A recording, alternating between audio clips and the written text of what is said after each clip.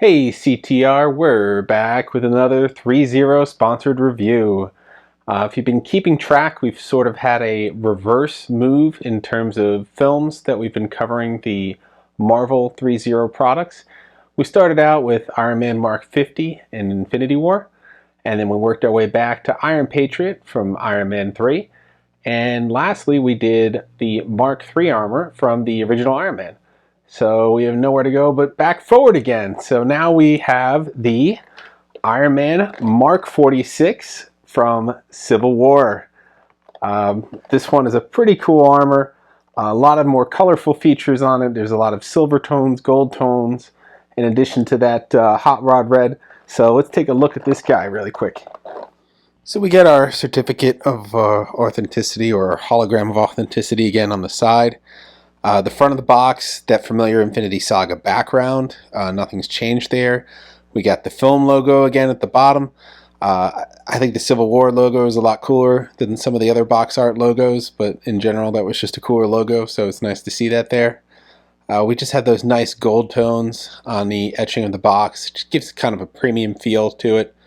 They could have just went with a more generic flat tone box, but you know, it's a collectible. It's more than a figure. I think we've shown that over the previous figure, so it deserves a nicer appeal to it, and I think that little gold leaf really elevates it. Again, the same window dynamic as the other ones, where you have the figure art on the left highlighting some of the features. In this case, it's wrist rockets and his light up functionality. And on the right, of course, you get the window box to the figure itself. You can see all the different components in it. It looks like it's going to be similar to the other Iron Mans, where they feature multiple hands for either closed fists or for firing repulsors, or static repulsors, or hovering, or repulsors at different angles. So kind of has everything you want to do with the hands in there. And then of course you could see his really nice multimedia armor. It's going to be a mixture of die cast, it's going to be a mixture of PVC plastic and different kinds of plastics. So why don't we just get right into it and give you a look at this guy. So again, let's check out what's inside the box. There's not going to be much variation from the others. They all have the same components to them.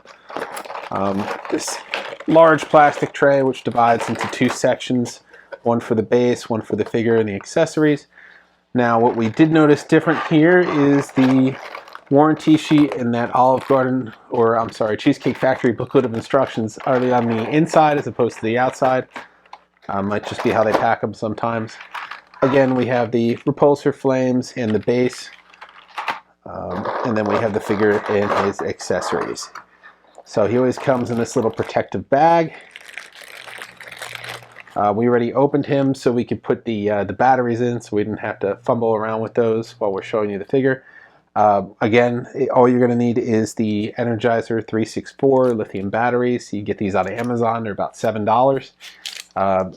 Not too difficult to put in. You only need 4 of them. They sell them in 5 packs. This one was much easier than the Mark 50. Same with the Mark III. They have a similar design where the head just kind of pops open and you can put the batteries in there on the top end, and the chest pops open by separating the midsection. I'll show you in a second. And then you could just turn the lights on and put the cap back on. That Mark 50 design was much more difficult because you had to remove the chest piece in order to get the batteries in, and then you had to remove the chest piece again to turn it on. But this one just has the touch chest piece, which we started showing you on the Iron Patriot and then in Mark III. I think it's a much cooler feature. It's a lot easier. I wish they had just some kind of push component for the head so you didn't have to remove the cap. But there you go. He's got those really nice daunting eyes. These are probably the best eyes I've seen on an Iron Man so far in terms of the light up function. But I do remember there was a lot of dramatic scenes where the eyes really told the scene, or told the emotion, even with the mask on. So again, this guy has a ton of articulation. We could see it already without even getting to it. It's got the same shoulder articulation we've seen on all of them, with the not removable but like adjustable shoulder caps, those double jointed elbows, the double jointed knees, the Hips again are going to pull out a little bit on the upper thigh to allow you to have that full range of motion if you're getting down on one knee. See here, has the flaps on the back again for his flight feature. These tuck in really tight. It's almost seamless. He has that ability to bend his abdomen again where you don't really see any seams. So that's pretty cool. So like always, we're going to do Nick's accessory test, where I always like to take off a hand and see how difficult it is to put on another one. With these, they've all been really easy. There's been really little variation. There he goes, very easy. Little variation in terms of difficulty on doing this, which is great. When you have this many hands, you don't want to have to struggle with it every single time, so it's always appreciated. Now again, we have these Gauntlet wrist rockets here. You can see the detail. We'll give you a close-up shot of the rocket itself just sitting on top there. And I imagine these probably connect the same way the others do, by removing a section of the Gauntlet. And yes, they do. So here's a little section on the forearm. The Gauntlet piece comes off, and then you put the corresponding wrist rocket on, and there you go. Usually these let you turn the arm a little bit. Yep. So you could have that forward firing motion of the rocket, or it's more lateral. Yep, there we go. So similar to the other ones, this color scheme is a lot cooler, I think, than the other Iron Man. You could see it in the back too, that gold contrasting with the silver and the red just really makes them pop more. It's one of my more favorite designs after the Mark III. Kind of has a little bit of that styling from the Iron Man 2 suit, where he had it in the track where he first met with Whiplash. That was a lot more silver on this, but I just like having the silver peek through. So why don't we give you a close-up of this guy so you can see some of the detail.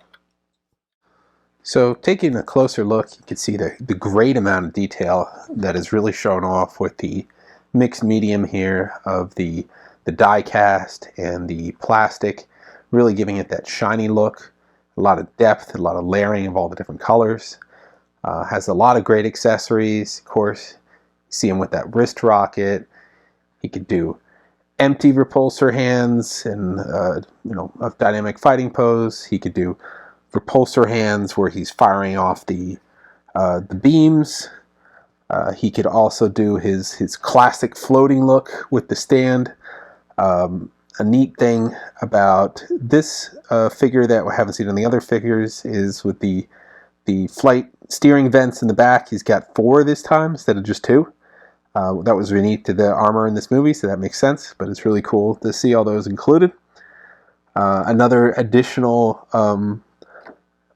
element to this figure that we haven't seen in the others is his chest armor is actually articulated to allow you for that cross arm movement. A lot of figures are kind of stiff and you can't get the arms all the way around the body and to meet in the middle, but this one you can because of that armor. So that's kind of cool that they added a couple extra articulation points there to give you that full range. Much appreciated for a lot of these characters to give them increased functionality, and in this case you could really get that, if you wanted to get them up into a fighting pose or maybe, I don't know, do the sprinkler at a dance party, he could have that freedom of movement because of that additional articulation. So I thought it was a really nice addition to this figure. Alright, so that's our whole look at threezero's Iron Man Mark XLVI armor from Civil War. One more little surprise. As we mentioned, that additional chest armor articulation, it allows him to do the call to underoos from Civil War, which is kind of an iconic moment in the film. And this additional chest movement allows you to get these hands really close to his face to make that call. Now, you can't obviously take the mask off to see Tony Stark's face underneath, but because it can do that, we're going to call this the underoos articulation. So it's a really neat feature that they put into this one specifically to allow for this kind of pose from the movie, as well as an assortment of other poses.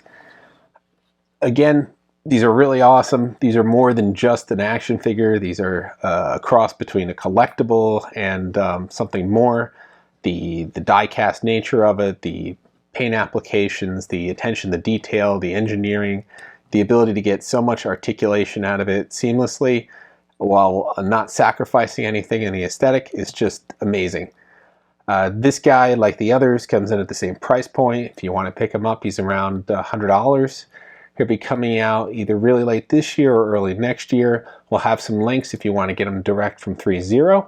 We'll also have a link if you want to see more of threezero's offerings, including all their Marvel armor suits. And we'll have a link for Entertainment Earth as well if you want to pick it up from there. When it comes in stock, you can always use our code COOLTOY22 for a 10% discount if it doesn't sell out ahead of time. Other than that, like, subscribe, and follow. We'll have many more videos in the next few weeks, including some Halloween-themed videos as we get into October for some figures on the horror side. So we'll see you soon, and take care.